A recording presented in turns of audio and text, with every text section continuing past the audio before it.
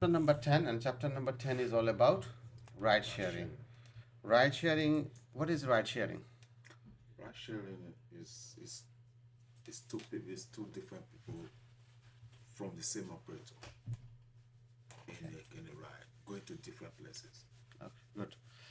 The definition they used is ride sharing is the people who do not know each other.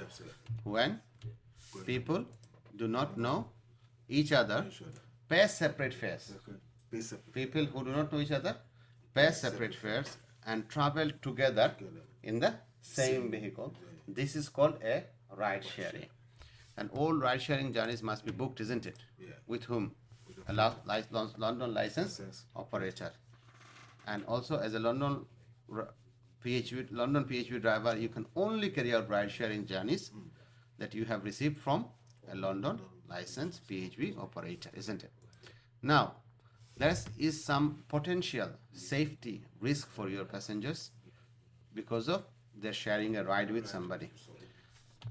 Why? Because ride sharing might happen when people, for example, two people have a similar route. For example, our office is in Model Street E1. Yeah, for example, so some people going from this area, one person is going to Barking, another person is going to Dagenham. This is a similar route to and from work. Yeah, and travel at similar times. So both people may be starting their job at 9 o'clock and finishing their job at 5 o'clock. So they're traveling at the same time, similar time.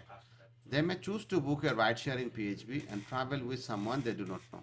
They may decide that, okay, I want to book a ride sharing, and the person they don't know, obviously, because the operator will be matching them.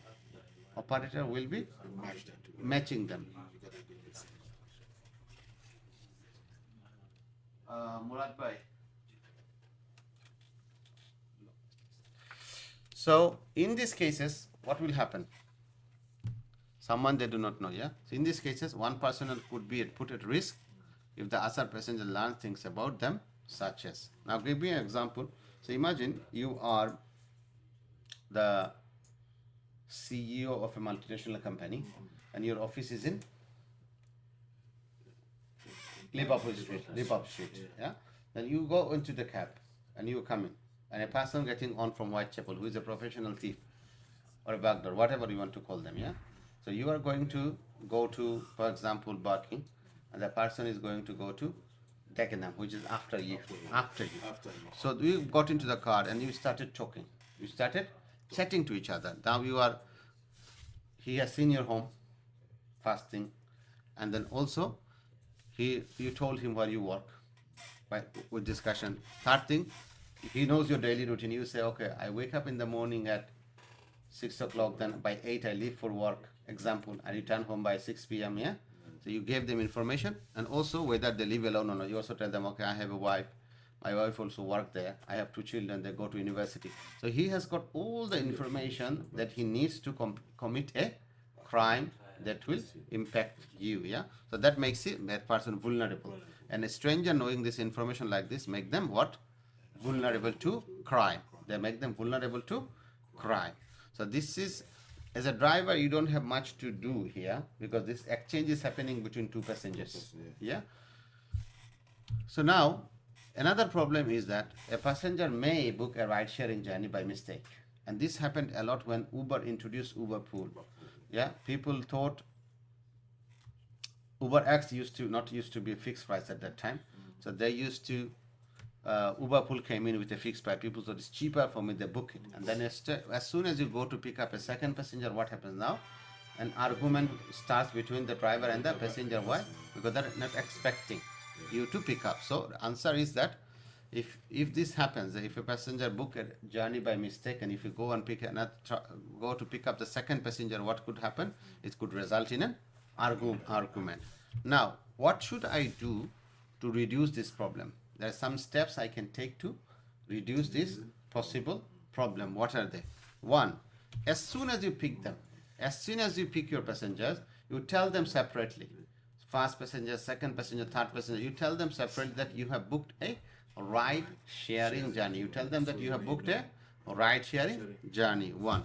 Number two is that you tell them how many more people you are going to pick up and your predicted route. For example, you can tell them, you are my first passenger, I have another two more booking to be picked up, and we will use this route that going to take. Number 3 is that if there is any changes, for example, you started your journey towards Barking, yeah, or Dagenham, whatever, you're on A13, and all of a sudden you got another booking from East Ham.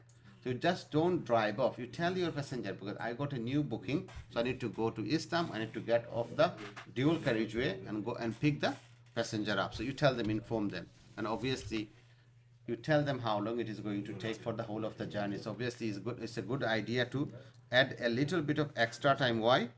Because you never know if you get another job or not. Yeah, so you tell them exactly how long it's going to take, and obviously the passenger should know how much they are going to pay, what is the cost. Yeah.